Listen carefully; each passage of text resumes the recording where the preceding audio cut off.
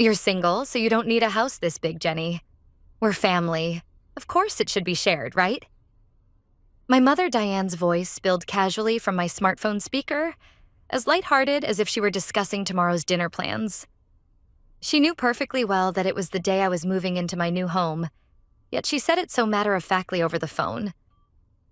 An hour earlier, I had pulled my car up in front of the long-awaited glass-walled mansion perched on the slopes of Oakwood Hills. It was the move-in day for my $1 million sanctuary, the reward I had earned after 6 years of sweat-soaked, mud-stained effort. Normally, this should have been a radiant moment. The moving truck arriving with my belongings, the symbolic start of a new chapter in my life. Instead, what greeted me was something I never could have imagined. Parked in my driveway was a massive moving truck I didn't recognize. And the workers hustling back and forth weren't carrying my things. A faded sofa, a gaudy gold display cabinet with atrocious taste. There was no doubt about it. The furniture belonged to my sister Lucy's house. More to the right. Don't scratch it. This is my new office and home, you know. The arrogant shout echoing from the terrace belonged to my brother-in-law, Steve. A self-proclaimed CEO whose business hadn't made a cent yet. He was barking orders as if this mansion had been his all along. Through the vast glass wall of the living room, I could see Lucy chasing her 3 children around. They were running across the solid wood floors I had just custom finished. Floors that still smelled of fresh wax, with their shoes on. I couldn't get out of the car. Before anger could take over, a sharp sense of observation cut through their sheer selfishness. With trembling fingers, I pressed the record button on my phone and quietly began documenting this unbelievable invasion. The moving checklist on my dashboard looked painfully absurd in the face of this grotesque scene.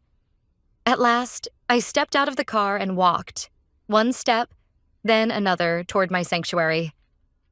"Hey, you there? You're in the way. Move!" One of the movers yelled at me, assuming I was just an outsider. I ignored him, strode through the front door, and marched straight into the living room. There, on top of the Italian quartz kitchen island I had spent months selecting, sat greasy fast food bags. And right beside them sat Lucy, holding a glass. "Oh, Jenny, you're here already. I was hoping to make it a surprise. Did Mom tell you?" Lucy greeted me with a beaming smile, completely unapologetic. "Lucy, what is going on here? Why is your furniture being moved into my house? Why are your kids running around inside my home?" My voice came out lower than I expected, even to myself. "What do you mean, what's going on? Didn't Mom explain? You weren't seriously planning to live alone in a house this big, were you? That would be such a waste. We've been struggling because our current place doesn't have enough bedrooms for the kids. And Steve said that to launch his new business, he needed an address that looks more successful. We're family. It's only natural to help each other out, right?" Her tone made it sound as if they were doing me a favor by using my house.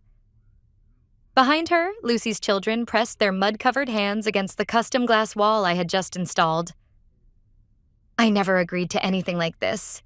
Take all the furniture outside immediately. Tell the movers to stop." When I said this firmly, Steve, who had been on the terrace, walked into the room with a scowl. Hey, Jenny. Don't get so worked up. We're family, aren't we? Sure, you might be paying the mortgage, but it's our job to make good use of this amazing environment. If I invite my clients here, my business will take off in no time. And when it does, I'll even pay you some maintenance fees." Maintenance fees? I was speechless. The $1 million I had earned by working without sleep, being yelled at by male workers on construction sites, and clawing my way up 1 cent at a time. To them, it was nothing more than a prop for their business. They didn't see me as a person at all. I was just a convenient wallet, a provider of empty rooms. Steve didn't seem to realize how shameless his words were. If anything, he looked smug, as though he were generously offering me a benefit. As I stood frozen in the center of the living room, movers passed by carrying a massive refrigerator. It was an old, battered model from Lucy's house. Watching it come dangerously close to scraping my custom kitchen cabinets, I finally broke my silence. "Lucy, Steve, how did you even get into this house in the first place? I locked the front door myself last night, right after I received the keys from the realtor. At my question, Lucy stopped giving instructions to the movers and smiled, a triumphant smile tinged with unmistakable contempt. She pulled a single key from her pocket, dangling from a familiar keychain, and deliberately waved it in front of my eyes. "This key? I got it from Mom." She said, "Jenny is so busy with work that she probably won't have time to prepare for the move. So you, her family, should go in first and get the house ready for living." It felt like I'd been struck in the head with a blunt object. That key was the one I had reluctantly handed over to my mother a few weeks earlier, after she had persistently begged for it. "So I can help clean when you're not home and water your plants," she had said, practically forcing me to give her a spare key. I never imagined she would hand it straight to my sister and her husband, and use it to let them occupy my house before me, on the very day I was supposed to move in. With shaking hands, I pulled out my phone and called my mother immediately. The call didn't even ring twice before she picked up, her cheerful voice filling the speaker. "Oh, Jenny, have you arrived at your new place already? Lucy and her family should be there helping you out. Surprised?" "Surprised? Why did you give Lucy the key to my house? They're moving their furniture in without my permission. Make them stop right now." At what was almost a scream of protest, my mother's tone instantly shifted into that of a parent lecturing a stubborn child. "Jenny, calm down. You really only think about yourself, don't you? You don't need a house that big. Just maintaining it will be a burden. Lucy has 3 children, and Steve's new business needs a respectable address to attract investors. This is a chance for the whole family. It's incredibly selfish of you to monopolize that house all by yourself. Business? Have you forgotten how many times Lucy and Steve have failed before? And how much of your retirement savings they burned through? The crypto crash. That fancy restaurant that went bankrupt. Every single time you asked me to pitch in too, didn't you?" When I said that, Steve, who had been listening nearby, turned bright red. He pointed a finger at me and cut in aggressively. "Hey, don't drag up the past. That was just the market behaving unpredictably. It had nothing to do with my abilities. This time is different. My AI consulting business is already catching the attention of Silicon Valley investors. I can't meet them using some rundown rental apartment address. I need the Oakwood Hills brand." Lucy stepped forward as well, as if to back him up. "That's right, Jenny. Sharing this house is your natural duty as a family member. More than half the truck is already unloaded, and we've started the kids' school transfer paperwork." "What are you talking about? This is my house. I paid for it." "No, Jenny. Even the money you earned ultimately comes from the fact that we raised you and paid for your education. That means your assets are the family's assets too. Lucy and Steve are already preparing to give up their current house. The facts are already in place." With that, my mother hung up on me, unilaterally. In the suddenly silent living room, I watched as Lucy and Steve casually began discussing room layouts, as if everything were settled. They had planned for my resistance from the start. By moving their belongings in before I arrived and creating a situation that was too far along to undo, they were convinced I would eventually give in. This was the final form of the exploitation they had subjected me to for years, unfolding right in front of my eyes. My job as a landscape architect is not the elegant profession people imagine, planting pretty flowers in neat beds. My battlefield has always been construction sites, mud, dust, and towering heavy machinery. In male-dominated environments, every time I completed a difficult project, my hands grew rougher, the dirt beneath my nails permanently ingrained. I never took vacations. I never bought designer clothes. I saved every cent, every dollar as funds to buy back my freedom. And what about Lucy and Steve, who labeled my success as surplus family money? Steve called himself a visionary entrepreneur, but in reality, he was a massive vacuum cleaner, endlessly sucking up his in-laws' retirement savings. A few years ago, he poured tens of thousands of dollars into next-generation cryptocurrency mining. Then he opened an ultimate luxury vegan restaurant, which shut down after just 3 months. Each time my mother called me. "Jenny, you have money, don't you? Lucy and Steve are just struggling with cash flow temporarily. Helping them is a natural investment for family. Once Steve succeeds, he'll pay you back many times over. My father's retirement money, saved over decades of work, was steadily drained away for their reckless dreams, and now my parents' savings were nearly gone. And yet, in their eyes, the successful daughter who worked hard and lived responsibly was worth less than the glamorous eldest daughter and son-in-law who dreamed big and failed repeatedly. I was always the safety net of the family. Jenny is doing fine, but Lucy and Steve need us. That twisted form of love had cornered me for years. They never celebrated my independence. Instead, they resented it, seeing my owning a home and breaking free from their control as a betrayal of the family or hoarding assets. Buying the house in Oakwood Hills wasn't just a real estate purchase. It was the biggest gamble of my life. A permanent escape from their ecosystem of exploitation. "Hey, Jenny, are you listening?" Lucy's voice pulled me back to reality. She tapped the custom quartz counter I had just installed with her dirty fingers. "I think this space would be perfect for the kids' homework desks. You can just move your work equipment to the basement storage room, right?" At that moment, the final switch inside my mind quietly flipped. They probably didn't notice the faint upward curve at the corners of my lips. They were convinced I was standing there in shock, frozen, and that a single phone call from my mother had been enough to make me submit. Lucy was cheerfully discussing furniture placement with Steve, while Steve was already lounging in the bedroom he planned to turn into his CEO suite, gazing smugly out the window. But what I had learned over the past 6 years wasn't just how to work with soil and create beautiful landscapes. I had learned a far colder discipline. Always assume the worst. And build multiple layers of legal defense. In fact, a few weeks before the purchase of this house was finalized, when my mother showed up at my apartment and relentlessly asked for a spare key, saying, "I just want to help clean when you're not home," alarms were already blaring in my head. I knew her patterns well. If I refused, she would cry and accuse me of not trusting family. If I stood my ground, she would tell every relative that I was a selfish, willful single woman. That was precisely why I smiled and said, "All right, Mom, that would be a big help," and handed her a key. But that key was not just a key.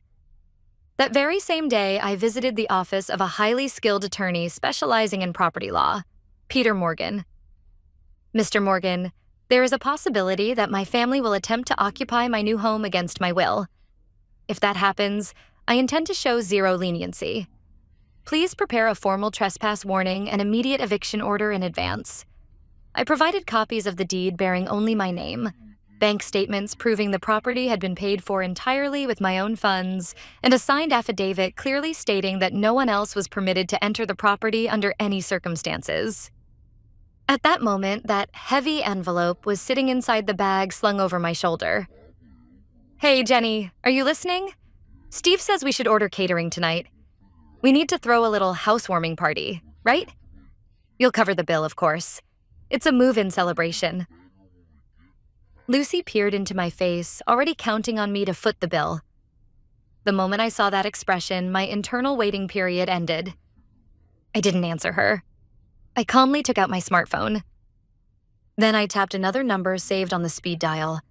Not a catering company, not my mother, the police station, and the direct line of Attorney Morgan, who had already been briefed on the situation. "Yes, it's me. Yes, a structural violation has been identified. Please proceed immediately." As soon as I said that, Steve turned toward me with a puzzled look. "Hey, who are you talking to? A violation? Is there something wrong with this house?" "Oh yes, a very big problem, Steve. Lucy." I reached into my bag and pulled out a pristine white envelope. The moment Lucy saw the logo printed on the front, Morgan Law Offices, the color drained from her face. "There is a rule in this house. Nothing is allowed to exist here without my permission. Not even a piece of trash. You crossed that boundary." In the distance, sirens began to wail, slicing through the quiet of the upscale neighborhood. Red lights reflected against the glass walls, drawing closer through the falling dusk. "What is this? What's going on?" Steve rushed to the window and froze. His fantasy of a successful man's mansion shattered instantly as 3 uniformed police officers stepped onto the lawn. A loud knock echoed through the house. "Police, we received a report. Is anyone inside?" Before I could open the door, Lucy rushed forward. She forced a desperate smile onto her face and greeted the officers like a wronged citizen. "Oh, officers, thank goodness you're here. There's been a suspicious person lurking around the house. Well, this is actually my sister. She's a bit mentally unstable and is trying to interfere with our move. It's all under control. We'll calm her down." She pointed at me and put on a pitiful little performance. The officers scanned the living room. The piles of old furniture, the confused movers, and finally, me, standing silently. "I'm the homeowner, Steve Watson, a newly relocated CEO in this area. I apologize for my sister-in-law causing trouble." Steve stepped forward boldly and even tried to offer a handshake. The officer ignored his hand completely and locked eyes with me. "Are you the one who made the call?" "Yes." I stepped forward. From the envelope, I laid 3 documents onto the table. Quietly, deliberately, with undeniable finality. "My name is Jenny Ford. I am the sole legal owner of this property. These are notarized copies of the deed, proof that the house was purchased entirely with my personal funds. And this..." I held up the 3rd document. A formal notice of trespass and demand for immediate removal, signed by Attorney Morgan. Today, individuals who were explicitly denied permission to enter this address took advantage of my absence, unlawfully entered the property, and moved their personal belongings inside. I demanded that they leave immediately, but they refused. Therefore, I am formally requesting police-enforced removal. The officer took the documents and began reading them carefully, page by page. For several long minutes, the living room fell into complete silence. I could see the color draining rapidly from Lucy's and Steve's faces. "According to this deed, the sole owner of this property is Jenny Ford." The officer looked up and turned a cold, piercing gaze on Lucy and Steve. "Your names do not appear anywhere. This is not your house." That can't be right. We got the key from our mother. We have a legitimate reason," Lucy screamed. The officer's voice dropped even lower, sharper than before. "Possession of a key does not establish ownership. Once the legal owner tells you to leave, remaining on the premises constitutes trespassing. Stop the movers immediately and return all belongings to the truck. If you refuse, you will be arrested on the spot." "Arrested?" Steve whispered, his voice trembling. In that instant, his pride as a so-called CEO shattered completely against the immovable wall of the law. I watched their despair with icy calm. "Move the items back to the truck now. Fail to comply, and you will be escorted to the station." The words cut sharply through the cold air of the living room. The hired movers, fully intimidated by the presence of the police, wasted no time. Clearly eager to avoid being dragged into trouble, they immediately began loading the furniture, items they had just carried in, back onto the truck. "Wait, we're not done yet. Stop!" Lucy shrieked, half hysterical, trying to block them. The officer stepped between her and the workers. "Ma'am, step back. They're making the correct decision.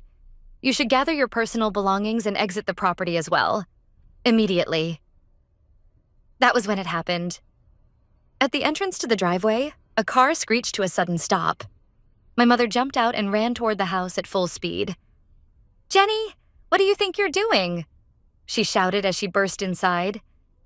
"I came to check on the move and nearly had a heart attack when I saw police cars outside. Call them off right now. Aren't you ashamed dragging a family matter into public like this?" She glared at me and tried to snatch the copies of the deed from my hands, but the officer stopped her. "Mom, the one behaving shamefully here isn't me. It's you."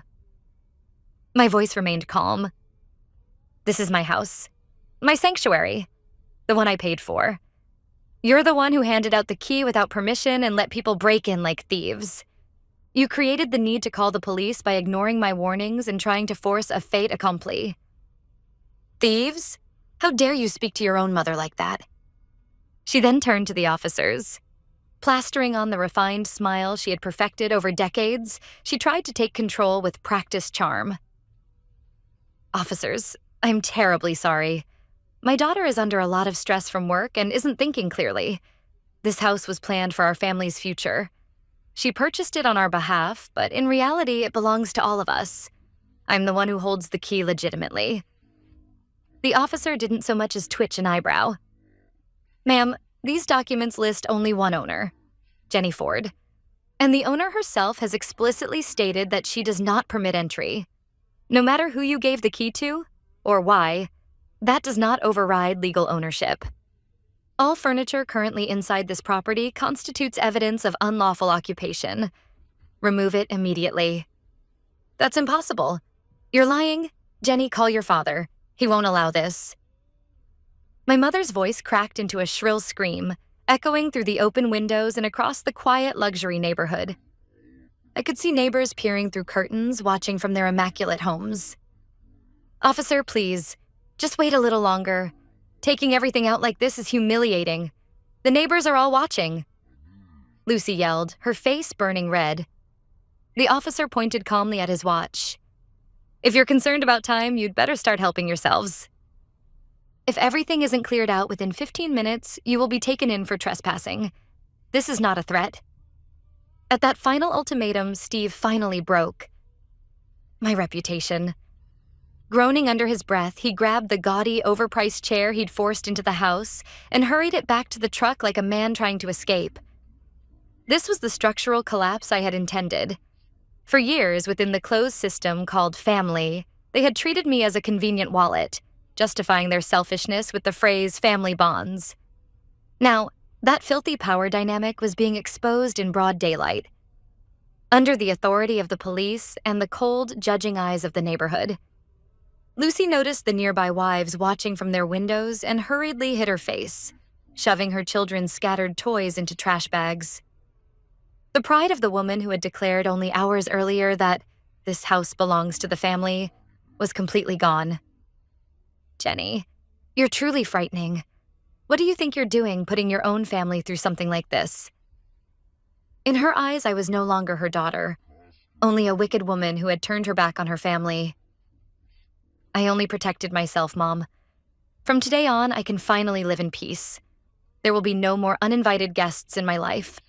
No more parasites trying to steal the fruits of my labor." "Parasites? I loved you and raised you." "The love you talk about always came with a price. You funneled the money I earned into covering Steve's failures. You took my time to raise Lucy's children. You tried to use my home to satisfy their vanity. That isn't love. It's exploitation. And there will be no more exploiting me." I pulled another document from my bag and held it out in front of her. "This is a draft of a no-contact order issued through Attorney Morgan addressed to all of you. It will be formally served tomorrow. If any of you set foot on my property again or harass me by phone or message even once, I will take immediate legal action. This is your final warning." My mother stared at the paper in disbelief, her strength draining away as if she might collapse on the spot. The last box was loaded onto the truck, and the rear gate slammed shut with a harsh metallic bang. Steve and Lucy didn't even have the dignity to hurl a final insult. They climbed into their car and drove off. True silence finally settled over the house. Then my phone began to vibrate violently in my hand. The screen read, "Dad. Jenny, have you lost your mind? Calling the police on your own sister and her young children? You're the lowest of the low. The story that you sold out your family to the police has already spread through the relatives. Call Lucy back right now and apologize." It was a declaration of exile and a threat, wielding the weapon he believed I feared most: public opinion. The old me would have been consumed by burning guilt. Instead, I exhaled slowly and began to move my fingers. I blocked every single family contact. A few days later, the physical defenses were complete as well. All recovered spare keys were destroyed. At the front door, I installed a top-tier biometric security system. Only my fingerprint and my iris could grant access to this sanctuary. Through Attorney Morgan, I formally served every family member with a legally binding no-contact order. If any of them set foot on my property again, they would be arrested on the spot. No loopholes, no escape. Months passed. Through relatives, I heard how things had turned out. Lucy and Steve, the couple who had tried to force their way into my home by creating a fait accompli, were being crammed into a rundown, cheap apartment on the outskirts of town. Steve's next-generation business collapsed completely after word spread among investors that he had caused a police incident in an upscale neighborhood. My parents, too, reaped what they had sown. After years of sacrificing one daughter for the sake of others, they were isolated in their community, whispered about as parents who had been disgraced by the very daughter they exploited. As for me, I now live in my $1 million sanctuary with my beloved dog, Max. The foundation of my life will never shake again. I no longer need to carve pieces out of myself to meet other people's expectations. I no longer need to sacrifice my resources to repair a broken family. A massive glass wall stretched from the floor to the ceiling. Every inch of this clear, open view is proof of the freedom I claimed with my own hands.